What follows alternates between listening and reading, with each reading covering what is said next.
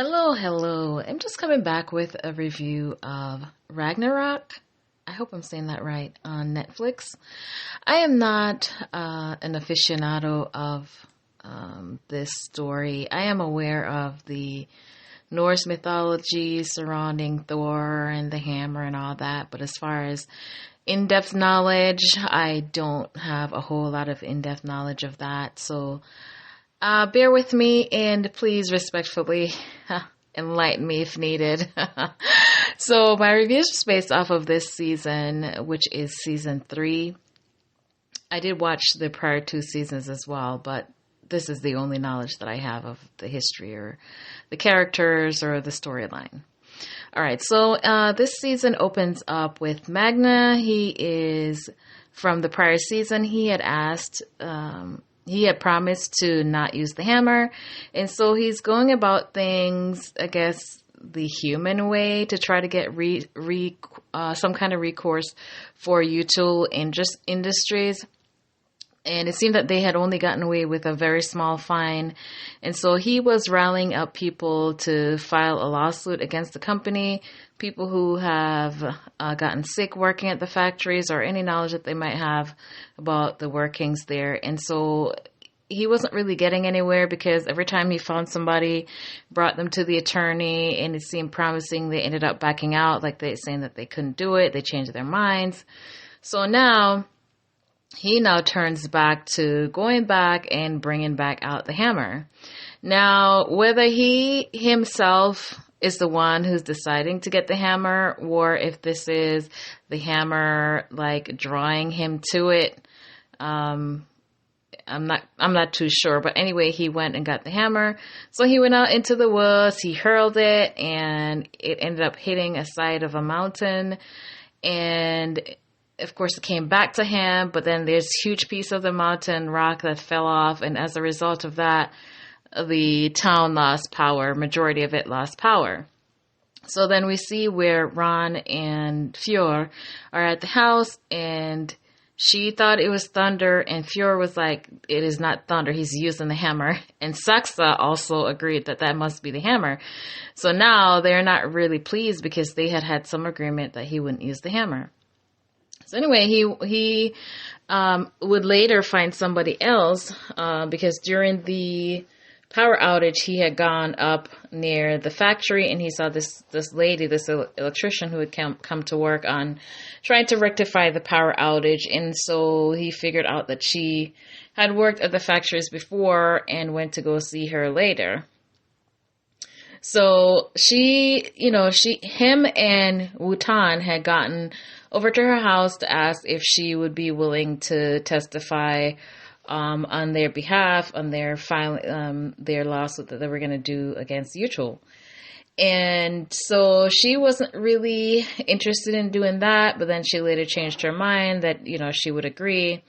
But just like the other ones, that didn't work out either. So now, this is more cause, I guess, for Magna to go ahead and bring back out the hammer. So anyway, when this person was out of commission, he was raging and went over to see Fjord, and they ended up in a fight. So now he's like, okay, well, I guess this is the way it has to be done. So the hammer is back.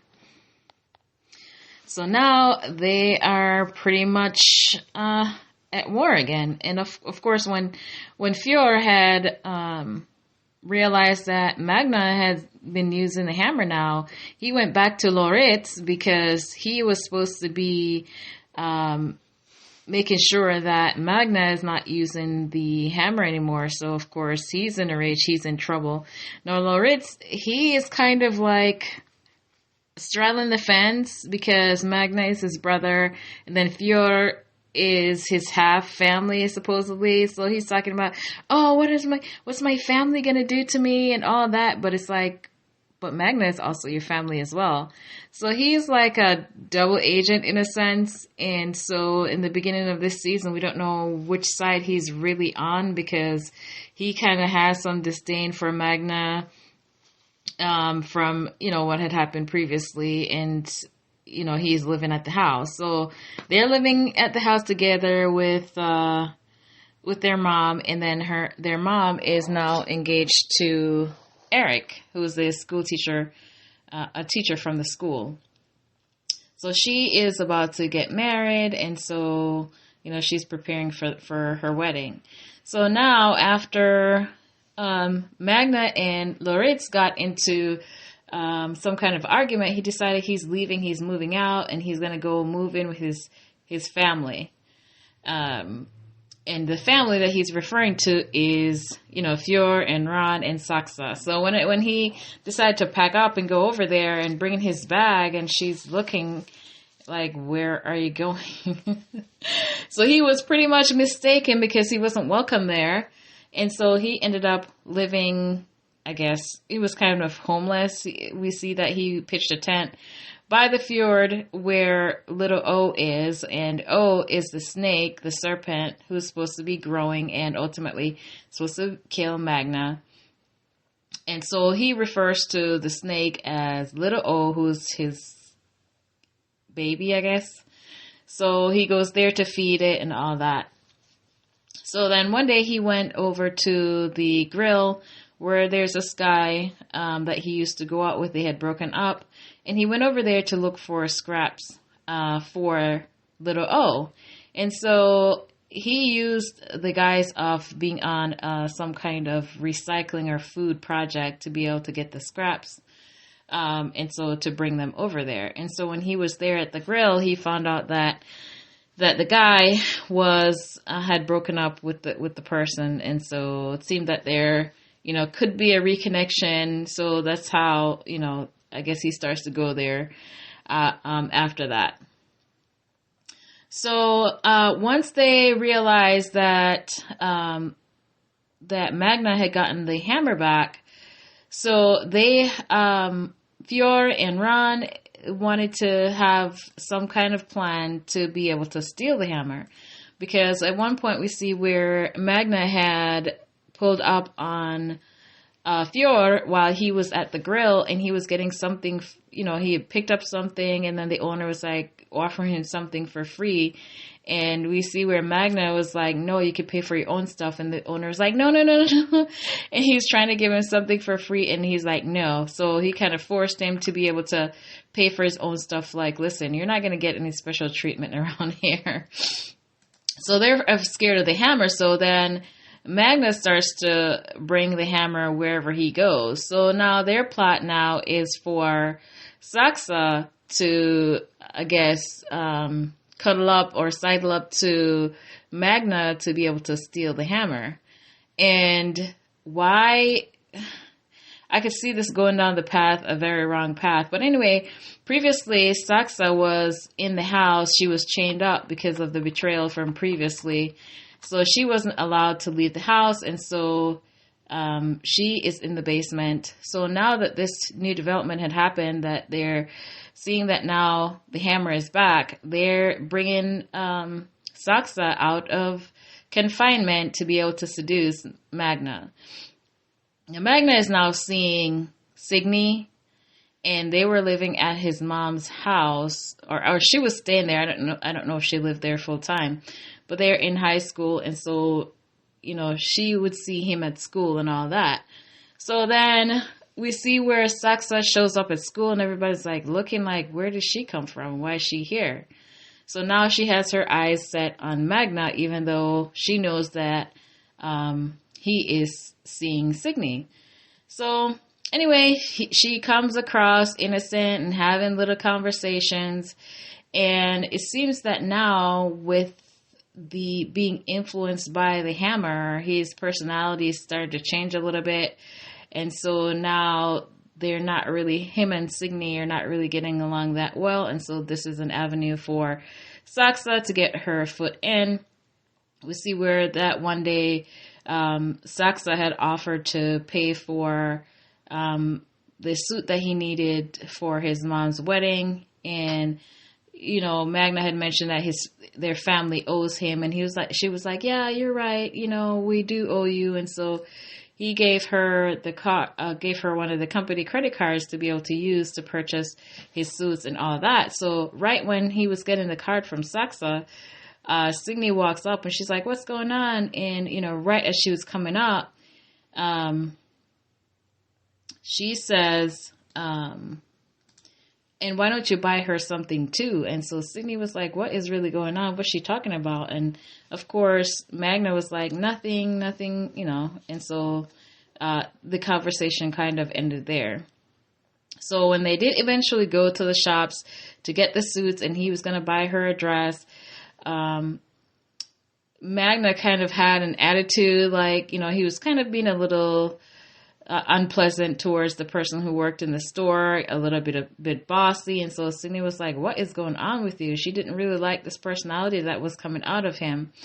And so she was trying on dresses and all that. But then when it came time for them to pay, she realized that he had the company card from Util. And so she was like, "This is what you guys were talking about. This is what's going on." And she was very upset. She's like, "I am not allowing you to purchase anything for me with, money from them or help from them."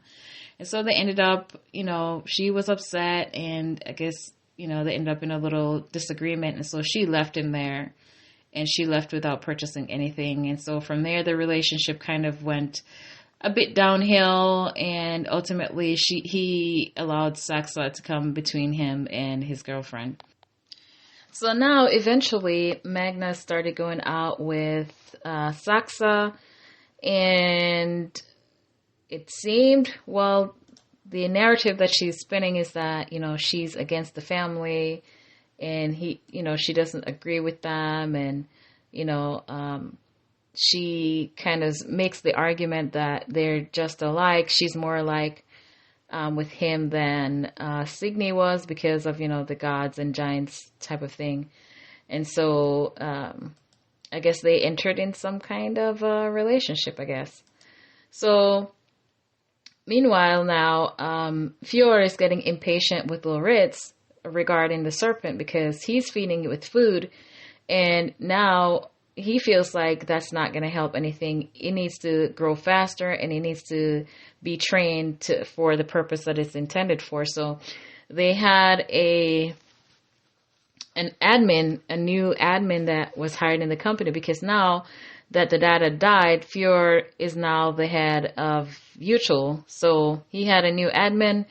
And so it was a lady that he had a disagreement with because he was kind of being mean to her, something to do with his weight. One day she came in to clear up some things that was in his office, or he went by where she was, but she was cleaning up some things, and there was some cake there, and he was kind of jeering her about the cake and kind of insinuating that she wanted to eat the cake, and alluding to her being a fat pig, basically. And so she went and reported it, and so he got a little talking too, and so he went by later to quote unquote apologize and wanted to offer a ride home, which she was like kind of, flattered by her, forgiving him, because of course he's the boss and she's getting a ride home. And he's apologetic about what happened. So she's like, okay. But ultimately she ended up being, fish food or serpent food. But whenever it came around that she was missing, he had a reason. And of course, they're a huge, important family. So the police is not going to come to them as they would the average citizen. So of course he gets away with that. And so that after that happened, he kind of had his eye now on the new, that's not his new assistant. There's another lady who works in his office that she's the one who hired the assistant. So maybe she's the office manager. But anyway, it seems like he's getting the eye for her. Meanwhile, Ron, who's the principal at the high school, because he's scared of Magna, she was giving him good grades. And this is one of the things that before him and Signe had fallen out, that they had gotten into an argument about, because she was wondering, like, the grades that he got, like, why did he receive these grades? And he was kind of offended and taking it as though she was saying that he wasn't smart enough to get those grades. But really, she was questioning why. And it turned out that because Ron was scared of the hammer, she was trying to get in good graces with Magna. So she was trying to, give good grades and all that. Meanwhile, Loritz is kind of torn between, Magna and his other family. And so it's a good thing that they didn't let him in the house, because now he's kind of feeling a little bit of disdain towards them. And they later tried to welcome him back into the house, because when Turi was looking for him and went over to the house, because that's where he said he was going, and she brought him some bag with some stuff, Ron ended up taking it and bringing it inside, because that's where he was supposed to be. But then it was kind of too late. That kind of spoiled, the whole thing with them. And so when this was all happening, after this all happening now, they realized that, there's a plot to steal the hammer. One thing that happened was, because now Magna and Saxa were going out, one day Fjord, under the pretense of trying to be friendly, decided they were going to go out onto the lake and race the speedboat. And so what happened was that he rigged the speedboat, and so while they were in the middle of the lake, he took off, and Magna's boat died, and so he was stuck out there on the lake, which is where he was with the bag that had the hammer. Now, when he was out there, I think he had an encounter with the serpent, and so he threw the hammer, and it went underwater, and the thing ate it. So now it was in the body of the serpent. And so now he doesn't have the hammer. So after he got stranded out there, and he came back, he pretended that he still had the hammer, but really what he had in his bag was a bag full of rocks. And so now he's really, really worried about what he's going to do and how is he going to get the hammer back. Anyway, so Saxa was using Magna to get protection. The protection from the hammer against Ron and Fjord. So anyway, so when Magna got back to the house, the Util house where he was hanging out with Saxa, Fjord was kind of surprised to see him, because he shouldn't have been alive. He had left him out there, and I guess the serpent was supposed to eat him. But anyway, he came back and he had the bag, but the bag only had rocks in it, because when he was out on the lake, he had ended up throwing the hammer, and he threw it underwater, and it went into the serpent's mouth. And I don't know if it ate it on purpose or just, threw it and it went into his mouth. And so when he tried to recall the hammer, it didn't come back. So he had that issue now of losing the hammer and wondering, how he's going to get it back. So when he got home, he went into the bathroom with the bag. He was kind of stressed out and not knowing what to do. So he holds it close. He had been holding the bag with the hammer closely anyway, wherever he goes. But now he has to hold it closer, because he can't really let anybody know what had happened to the hammer.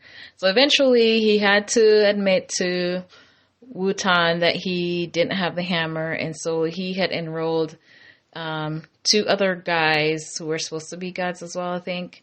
And so they had, convened at their house. Meanwhile, Turi and Eric had gone on their honeymoon. So while they're on their honeymoon, all these guys are at the house. So it's Magna, Wotan, Loritz, and Jens, that's the boyfriend from the grill, and then the 2 guys that Wotan brought in.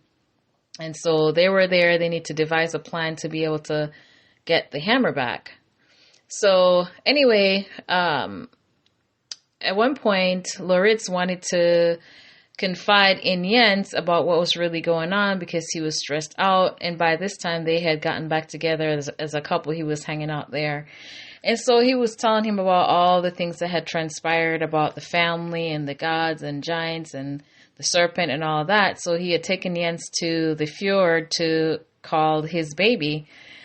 And anyway, he was kind of thinking that, he was crazy, but eventually the serpent came back after he was talking to the serpent or whatever, and it kind of spit out the hammer. And so it was there that he realized that maybe Loritz was telling the truth.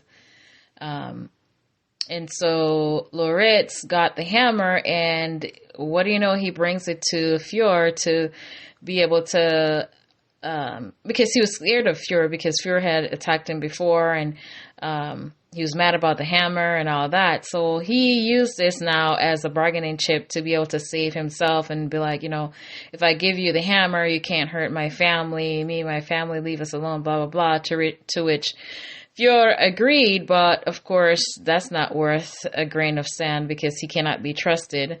So anyway, so he has the hammer. And so now with the hammer, with him having the hammer, Magna has to kind of lay low a little bit. And then now that he has it, now he's all pompous as ever. And so they had to devise a plan to be able to get the hammer back. So anyway, when they had made their plan and to be able to, scheme and be able to go get at the hammer, they were supposed to be meeting at some area by the Util house, and they had their little positions that they were supposed to play. And then when the vehicle went by, they thought that they were Fjord was in it with the hammer, and previously Loritz had gone to the house and he was talking to Fjord and trying to discourage him from using the hammer. And trying to encourage him to destroy it. And that way he wouldn't have to fear the hammer. There wouldn't be anything for him to worry about. He kind of goaded him into using the hammer to prove his point, because if you can't use the hammer, then what good is it to you? And so eventually, Fjord ended up throwing the hammer. Of course, it did nothing because he was, he didn't have the powers to do so. And so they were supposed to, destroy the hammer. But anyway, so when they had their plot, he was supposed to be leaving at a certain time and they were going to follow the vehicle. And then when they ended up going to the vehicle, because one of them had fired an arrow and disabled the vehicle, when they went to, no, not that time, that wasn't the vehicle. The car that went by, they thought Fjord was in it. And then when they finally caught up with the vehicle, it was Loritz in a wig. I was like, oh my goodness. So anyway, so I guess he was forced into doing this decoy thing while Ron and Fjord had taken another van elsewhere with the hammer. So when they finally circled around and figured out the plot and came back, one of the guys had fired an arrow into one of the tires, disabled that vehicle. And so they were there, and Saksa came by, and she ultimately stole the hammer and ran away with it. And so when she was running off with it, Fjord had asked Ron to shoot her with her bow, but she couldn't really do it. She ended up shooting the arrow, but it wasn't really quite in the direction of Saksa. It's like she did it, but she wasn't really trying. But what had happened was the arrow ended up shooting a little kid. It looks like a little teenager, shot him in the eye. And they were so heartless that they didn't even go by and say anything. They just went off about their business. And this kid was like, because he got an arrow in his eye. I was like, wow, these people. So anyway, while Saksa was running off with a hammer, she was supposedly in love with, she was pretending to be in love with Magna, but you could see that when she got a hold of the hammer, she wasn't thinking about anybody but herself. She was taking off with it, and she was, having a plan of her own for it. But anyway, Wotan was able to accost her and knock her out and got the hammer back. And so when he brought the hammer back, him and the guys brought the hammer back and met up with Magna, here he was again, completely enthralled with the hammer. I don't even think he said thank you. And he was like, oh my goodness, I'm so happy to see you. I missed you. And I think he kissed the hammer. So they were like, "Oh my gosh, he hasn't changed. The hammer is like kind of overpowering him again." And they felt like that's going to be a problem. So after Magna got the hammer back, we see where him and Wotan were up in the hills with the hammer, I guess trying to get him to have some self-control, I guess, set the hammer down and be able to think freely and not feel like every solution to his problem is the hammer. So while they were there, we see that Saxa came up the hill and they had a little conversation. She was trying to pretend that, she was really in love with him and, he was hurting her and blah, blah, blah, blah, blah. But anyway, it seemed as though she was just there to spy because really she really didn't like him like that. It was just, I guess, a partnership for convenience for her anyway. And so they left. We later see where I think it was Jens who had proposed that maybe the problem that they were having between the gods and the giants and the rivalry or whatever, maybe they should try to solve it without, having a war. Maybe they should try peace instead. And so they were going to meet up with their weapons. We see where there's a face-off where there's Fjord, Ron, and Saxa. They were meeting up with their weapons.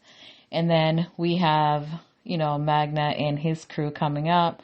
And so they decide in the end to give peace a try. And they dropped their weapons. And I guess this is a new truce. They weren't going to fight it out. And so that's where that ended off. And so shortly after that, it was graduation day. And Magna's mom was back from from honeymoon. And then we see where he needed to clear out some stuff from his room. She was getting rid of some things. And then he picked up a box with all the cartoons, not cartoons, what do you call those? Not a graphic novel. The word is eluding me, but it's those cartoon stories. No, it's not really cartoon. Those stories about Thor and, that whole Greek mythology type of, the word is eluding me. Anyway, so then we see towards the end of the season where he's having these visions of war between the gods and the giants, and he keeps going back and forth between the present and I don't know if it's something that's going to happen or if he's just thinking. And so even when they were at the school for the graduation, it was like he was in and out of the present. But we see where the little kid who was shot by the arrow by Ron, that he was there and they were with a group outside and they were going to shoot bow and arrow. And he didn't want to use the arrow that they provided him. He wanted to use the one that they took out his eye, which was really weird because he was like, I want to use that one. And so, he wasn't really steady on his feet. But they were helping him to be able to get to it. And then when he was shooting the arrow, he kind of fell over and the arrow went where it shouldn't be. So Magna was seeing things of where the arrow shot somebody else. And, I don't know what's really happening towards the end here where he's seeing all these things. Is this prophetic? Is this something that he's seeing because of the hammer? Is this an alternate future? I don't know. It was just really strange. But anyway, I think they made it through the graduation okay without anybody being hurt. And then we see, no, his mom didn't come back yet. Towards the end, his mom came back from honeymoon and they were having a house party at the house. And then in the end, he ended up getting back with Signy as he should. He apologized and all this stuff, and she forgave him. So they're back together. Loritz and Jens are back together, and then now Lori is married to Eric, and then so everybody's coupled up now. And so for now there's peace, but towards the end of the episode they allude to the fact that, there's some weariness regarding the peace. I guess peace is not as exciting as war. So there is some sense that the peace treaty that they have is not going to last very long. And so we're expecting that something will happen here in the near future. Also, it seemed that there's something sinister going on with that kid that was hit with the arrow. It was one of Ron's arrow, and I don't know if there's something special about the arrow or something sinister about the arrow, but I feel like this may be something that will develop further in the next season. I thought this was going to be the last season, but I think I read somewhere that there was going to be a season 4. But anyway, I was a little bit disappointed by this season. I thought there would be more action, and I feel like the end of it was a little bit underwhelming. And I guess this is the reason for, maybe this restlessness with having this peace treaty, because peace is boring. When they decided to lay their weapons down, I was like, ugh, well, that's anticlimactic. But I will check out the next season if they come back with a season 4, and hopefully there'll be more action. I feel like this season, I was a little disappointed. But anyway, let me know what you think. And like I said, I'm not an aficionado on this Greek mythology thing, and so if there's anything that I wasn't clear on or maybe have gotten wrong, do feel free to enlighten me. All right, let me know your thoughts on this one.